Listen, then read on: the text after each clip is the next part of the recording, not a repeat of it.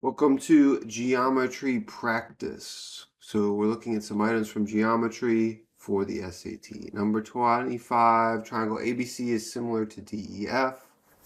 Here are the corresponding angles. Here's tan A, here's DF. So C and F are the right angles, so we can make C there. A corresponds to D, so you have to make sure you put the corresponding points where they are. D, E, F. So tangent of A is root 3. That's opposite over adjacent. You can make anything into a fraction if you put it over 1. So even though they gave us root 3, what if you made it root 3 over 1? That way up here, you can assign values to the opposite and the adjacent. Now a couple ways to go from there. One is you could notice that one side is root 3 times the other. That means it's a 30, 60, 90 triangle, which they provide in the beginning of every section. And that means this side is 2. The hypotenuse is always twice the other side. If they're similar, that means the angles are equal. So down here, this also has to be a 30, 60, 90. And so if DF is 125, the hypotenuse opposite that is always double that. So always be on the lookout for those root 3s. That's a clue we're dealing with the 30, 60, 90. Next question, triangular prism has a height and a volume. What's the area of the base? Now they give you that the volume is BH, where B is the area of the base and H is the height. So if the height is 8, well, why don't we write out the equation? Notice you have 3 unknowns. In order to solve it, they have to give you 2 out of 3. And so it's just a matter of which ones they're going to give. They do give the volume, and they do give the height. So if you write it right underneath and plug those in, all that's left is B, which is the area of the base, which is what they're asking about. So then you just divide the 216 by 8 and get 27. So classic, always be substituting into the equation is big. Here's the circle. Here's the equation of the circle. What's the value of C? This is one of the few you can't really Desmos it. You kind of do have to know the circle equation. X minus h squared plus y minus k squared equals r squared. So you drop the center and radius in there. That's the good form of the circle equation. They want this other wacky form, so you just have to make it look like that. So you FOIL out the first one. Make sure you write both parts so that you remember that there are middle terms. Same thing with this one. We can't just square the y and the -2. We have to we have to FOIL it. They want everything on the left-hand side, so you minus the 81 over. You do 25 plus 4 minus 81, and you get -52 as the C value. So if you want, you can rewrite the rest of it, x squared, y squared, 10x minus 4y. So C is -52. If they asked about A in front of the x, that would be 10. B would be 4. So classic, just create the equation and then change it to the form they're looking for. We've got some lines here. I'm just trying to zoom in and see what these angles are. Okay, so it's a 31 up top, it's a 114 over here, and we're trying to find x down there. Everything with these pictures is that you have to know a triangle, the interior angles add up to 180, and that a straight line, the angles add up to 180. So, oh, and they tell you RT equals TU. Anytime two sides of an angle or of the triangle are equal, you know the angles opposite them are equal. So straight away, if you've got a 114 up there, the other two angles in triangle RTU, need to add up to 66. So those would both be 33. So you kind of have to picture this segment here not appearing, and picture triangle RTU. So then, what if you picture this triangle, triangle SVU? So again, imagine that line there is not there. You've got a 31 and a 33, which means the big guy here is 180 minus those two, so 116. So down there is a 116. The x is next to 116, so you do 180 minus that one, and you get 64. So classic triangle adds to 180, straight line adds to 180, and you just have to realize you have many triangles within here. Sometimes you have to just picture some of the sides not being there, so it's more clear. 15, I would think we do completing the square. I think Desmos is going to be tough for this one. But let's see, just in case.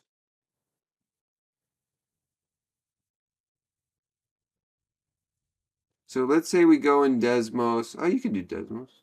The top point and the bottom point.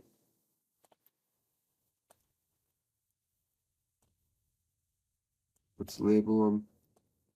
So it goes from 4.5 all the way down to negative 5.5, which is a distance of 10, which is why the radius is 5.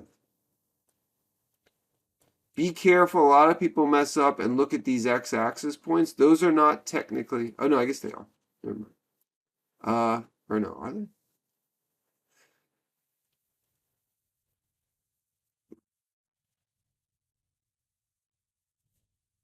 I think technically those aren't the endpoint.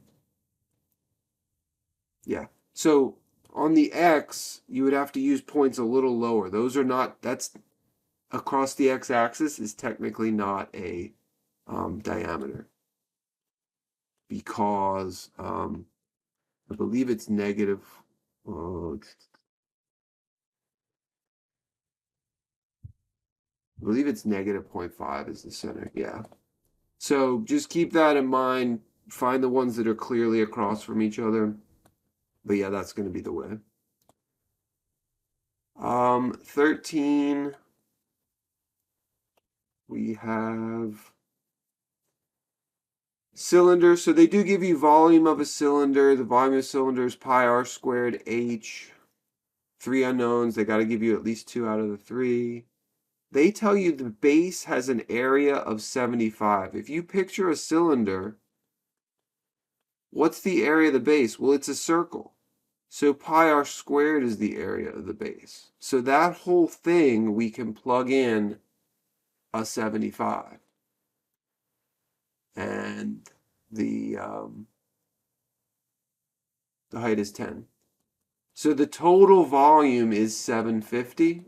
And if the 110 centimeters is needed to go to the top, and the whole thing's 750, this whole part down here is 640.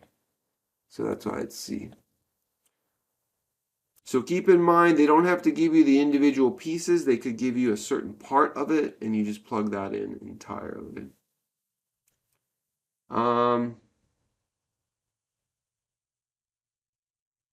What is the value of K? Oh, so this is straight substitution. It looks more difficult than it is. They tell you the volume is 473. They also tell you the volume is 7 pi k squared over 48. So you set those equal, and you just basically solve for k. You don't even need the drawing, actually. So times both sides by 48, and then 7 pi k squared, k cubed equals 22704, and then divide by 7 pi. If you do that in the calculator, throw extra parentheses around the pi, because the calculator does funny things if you don't. So always throw extra parentheses around terms that have a pi in them. And then the last thing is we take the cube root of it, or you take it to the 1/3 power, and you get d. So if k cubed equals 1032, you can either take the cube root, if your calculator has that button, or just take both sides to the 1/3 power. It's functionally the same thing, it's just a different way to think about it. Back to similar triangles. The area of triangle ABC is 270. I'd probably plug in numbers here. So that means 1/2 base height is 270. The area of triangle ABC. I'd make it a right angle, times both sides by 2. So base times height is 540. So make the base 54, make the height 10. I mean, you could do any combination you want. Each one of these is 4 times the other one, so when you go to do DEF, you make the sides 54/4 and 10/4. I probably should have used numbers that were divisible by 4, but it's okay. So then you do 1/2 base height with that one, 1/2 10/4 times 54/4, and you get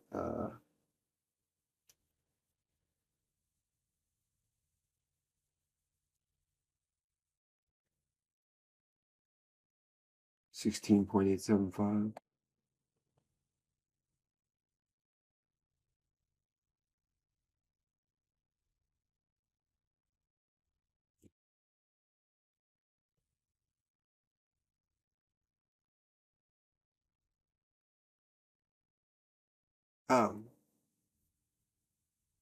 Yeah.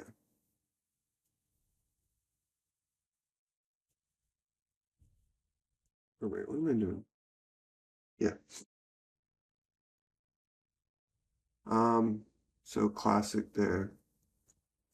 A and B are on the circle. Arc AB has length pi/3. What fraction of the circumference is the length of arc AB? So they give you circumference of a circle, 2 pi r, so the circumference is 2 pi.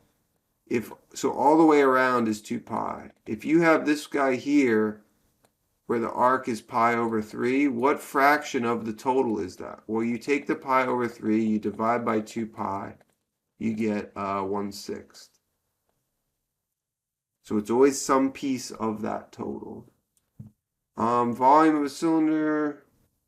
So the volume is 22. What's the volume of this new one? So we're going to create an entire new equation. The volume of the original one is pi r squared h. The new one is also going to be pi r squared h, except r, we're going to take r and we're going to double it. And the height, we're going to do half of the height. Now it's very important to put the 2r inside the parentheses because we are going to square that. And then we times the 4 by the half. And you get 2 times pi r squared h. You want to keep that broken out like that. The reason why is, notice we know what pi r squared h is. We know that it's 22. So at the end here, you substitute that entire thing for a 22. And you get 44. So again, you may substitute in for an entire expression without knowing the pieces.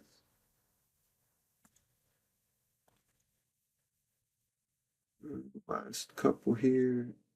All right, 25 we already did. Up top, talking about similar triangles. BAC is 20. What's angle DEF?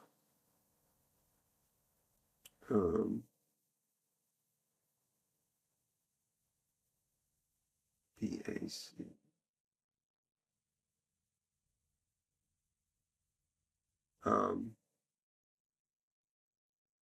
The measure of BAC is 20. What is the measure of angle? Oh, EDF. Okay. So what do we know about similar triangles? We know the sides are in proportion and the corresponding angles are equal. So because EDF corresponds to BAC, the angles are equal and it's 20. So there's really no work there. So just know if they're asking you about angles, there's much less work. You don't have to set up a proportion and solve for a side. You just have to know the angles are. Last one I think is also similar triangle. So RST, T is a right angle. So T is the right angle, RST. You can put R and S either place.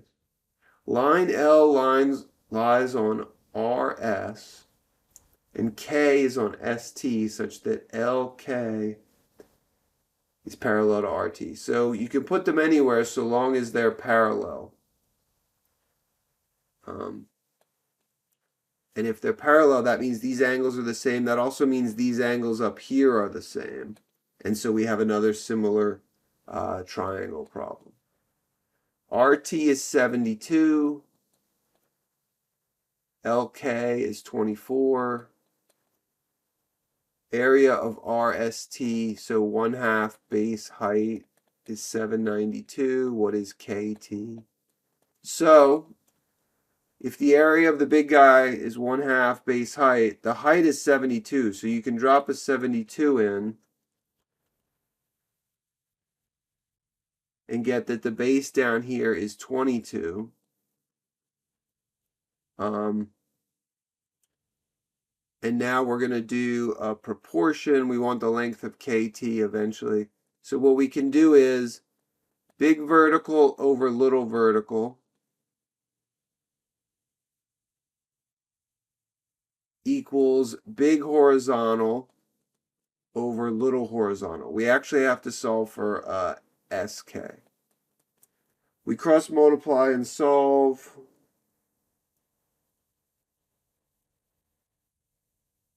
We get 7.333.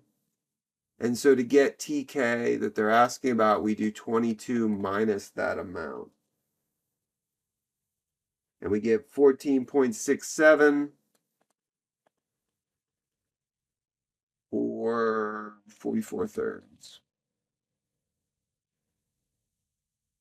So always be looking up to set up that similarity is big there.